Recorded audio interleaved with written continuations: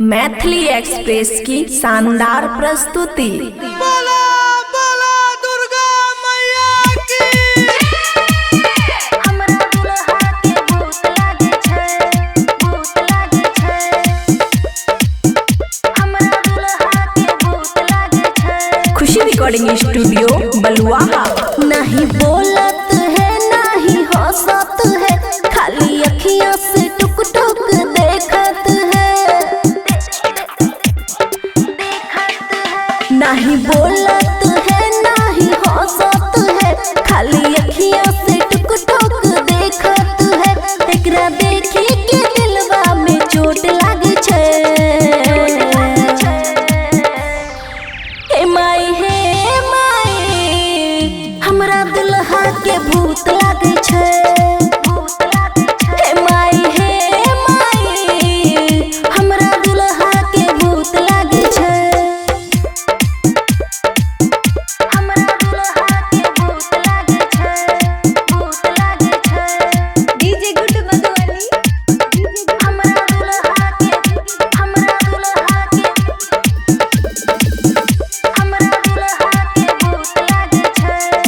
Mix by अमन अक्के। बारिया से लगा के तोरा द्वार एलिया, पूरा घर परिवार के साथ एलिया। हमें फुलवा चढ़ाई गोहार करे छी, अपन सिरवा झुकाई चरण छुए छी। एकरा देखी के दिलवा में चोट लागे छै। हे माई हमरा दुल्हा के भूत लागे छै। हे माई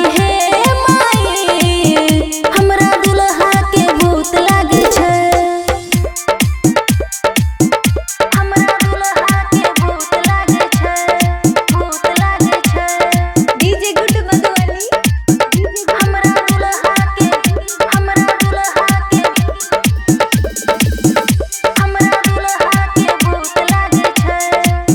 खुशी रिकॉर्डिंग स्टूडियो बलुआहा। हमें ओहे पे मैया विश्वास करे छी, नई दुनिया जहान के बात सुने छी। खुशियाँ तो पे दाया दिखा हो तू है, अमन अक्की के शरण लगा हो तू है। अमर जीत के बात ते डोट लागे छै। हे माई हमरा दुल्हा के भूत लागे छै। हे माई हमरा सैया के भूत लागे छै, भूत लागे छै। खुशी रिकॉर्डिंग स्टूडियो बलुआहा।